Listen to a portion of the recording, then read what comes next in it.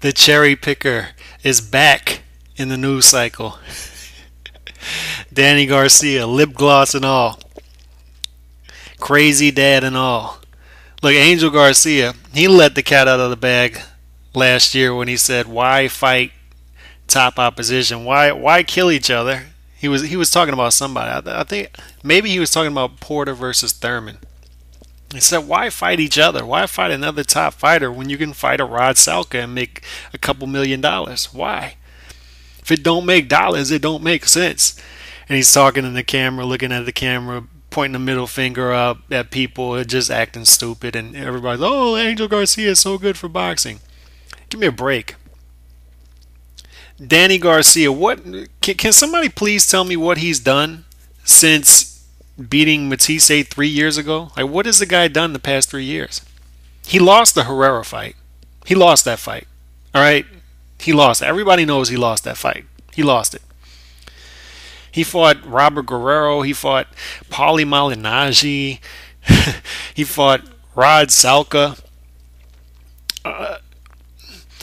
Many people thought more people than not felt he lost the Lamont Peterson fight. I thought Lamont Peterson beat Lamont Peterson in that fight. After that fight, I thought Lamont Peterson he's definitely the better fighter. However, he gave away the first 7 rounds on my scorecard. But in the meantime, he did beat up Danny Garcia, but more people than not thought he won that fight. Lamont Peterson won that fight.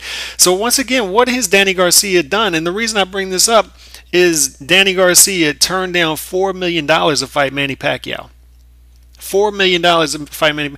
Now, first of all, people are gonna the voodoo economics people, the flomos out there, the people who all of a sudden know everything about economics, are gonna say, "Oh, he deserves more than $4 million to fight Manny Pacquiao."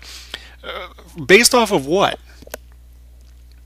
Dude, Guerrero and Maidana were making like $2-3 million to fight Floyd Mayweather when Floyd Mayweather's doing over $1 million buys at that time. He didn't for those fights, but that's what he was doing.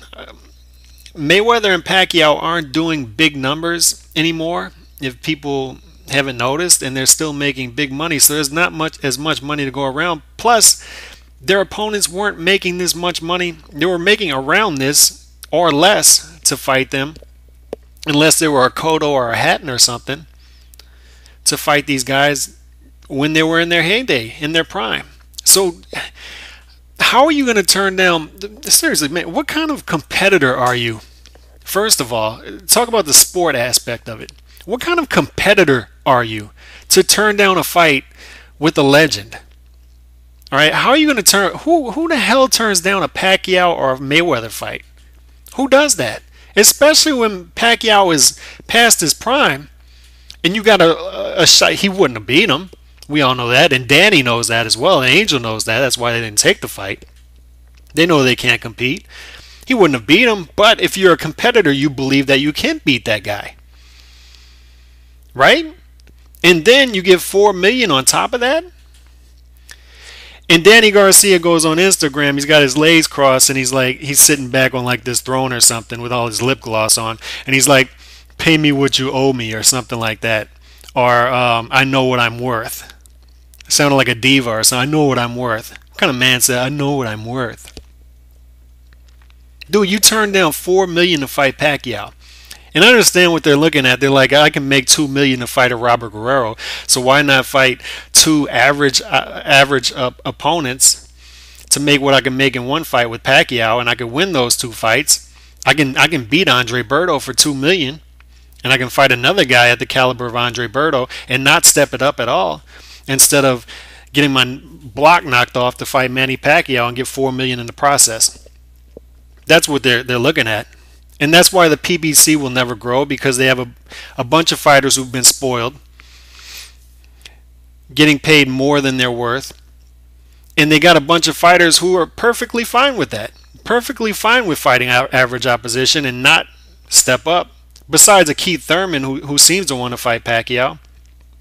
Besides a Sean Porter who would love to fight anybody. PBC doesn't have too many guys, especially in the welterweight division, who want to step up and fight top opposition. And Danny Garcia once again proves this.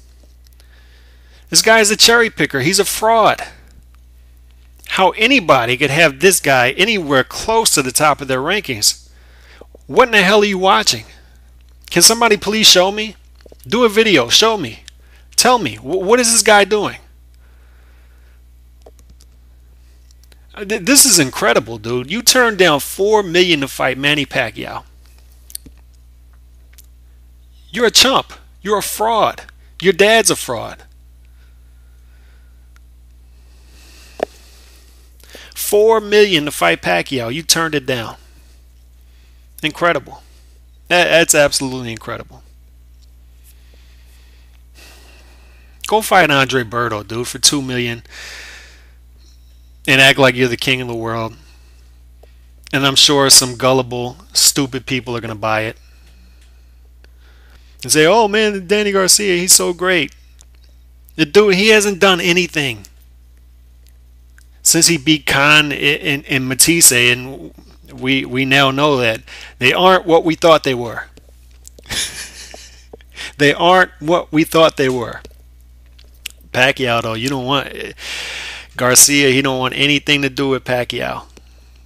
The Latin Goonies don't want anything to do with the Filipino legend, Danny Garcia. Come on, man. The intelligent ones, we sniffed it out a couple years ago. We sniffed it out, and Al Heyman sniffed it out. He found out after the Herrera fight, we got to take it easier with this guy. We got to step it back a little bit with this guy, and then even more so after the Peterson fight. Oh, we got to step this back a little bit. This guy isn't who we thought he was. And Garcia, the funny thing is, they were ready to feed him to the wolves early, and they showed that they didn't think much of Garcia early in his career. And then when he beat Khan, and then when he beat Matisse, they were like, oh, okay. And then when he lost to Herrera, which he lost that fight, they were like, oh, maybe we were right early on. We got to step it back with this guy. But a lot of people are still fooled. But when you turn down $4 million to fight Manny Pacquiao, it makes perfect business sense. And if you want to be great, it makes perfect sense as far as the sport goes. Everything was perfect for that fight.